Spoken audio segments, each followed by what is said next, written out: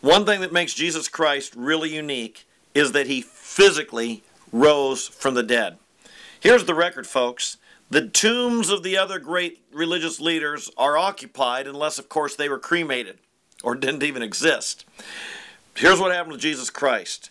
He lived. We know that. He was crucified and died. We know that. He was buried in a tomb. We know that. And there's one other fact. 3 days later, the tomb in which he was buried was empty. The body was literally gone. The claim is he rose from the dead. Here was the surrounding. After Jesus died, he was taken down to the cross, examined. He was surely dead. They checked him out. They'd broken the legs of others, but when they came so that they would die by crucifixion or die quicker, when they came to Jesus, they found he was already dead. Just to make sure, they stuck a spear up into his side. Out came blood and water, indicating he was already dead. As the blood and water was mixed, he was already dead.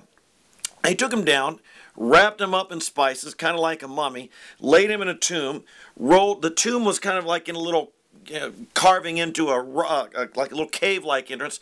Wrote a huge stone in front of it, probably weighed about 2 tons, and then it was guarded with soldiers for fear that his disciples might come steal the body. 3 days later, when the disciples went to pay their respects, they found the body was gone. He had risen from the dead. The grave clothes were there, but the body was gone.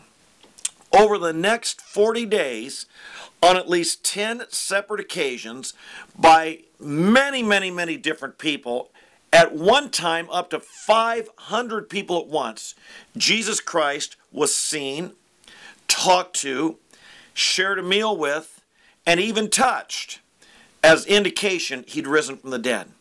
These appearances of Christ, one was walking by a road, one was out by a riverside, one was up in the upper room, one was over by the tomb in which he was buried. Different occasions, different people. Wouldn't be a hallucination. You don't all different people see the same hallucination, different places, different times. No, he appeared, and when he came, he said, "Come up and touch me. See its eye. I've got flesh and bones. I'm not a spirit or a ghost or a vision or a hallucination." At one point, Thomas was not with the disciples, and he was so discouraged and disappointed at the death of Jesus, he said, "I'm not going to believe unless I put my very finger in the nail holes in his hands and my hand in the spear wound where they speared him right when he died, after he died." 8 days later, in the upper room, the disciples were gathered, and Thomas was with them. Jesus came and appeared to them. He said, "Thomas, come here. Put your finger in the nail hole where I had been nailed to the cross. Put your hand in the spear wound where I was speared on the cross. And be not unbelieving, but believing." And Thomas fell to his knees, worshiped Jesus, and said, "My Lord and my God." He had all the evidence he needed. And from that day on, not only did Thomas never doubt, but he took the gospel to the faraway land of India, where he died as a martyr rather than rescind or deny his story of the resurrection of Christ. See, this is a powerful aspect of this story.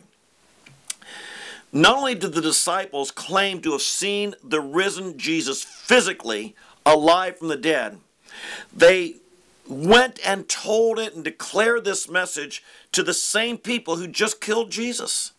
And they took it throughout the land. And originally, when this happened, the authorities said, "Stop declaring he's risen from the dead, or we're going to beat you. You're trying to bring this man's blood on us. No, he's dead. Stop saying it, or we'll beat you." Now, they couldn't present the body, but they just threatened the disciples, and the disciples did not stop. They continued preaching. The authorities said, "Stop preaching. We're going to throw you in jail." They continued to preach. Ultimately, even though beaten and tortured and thrown in jail, ultimately, "Stop preaching or we will kill you."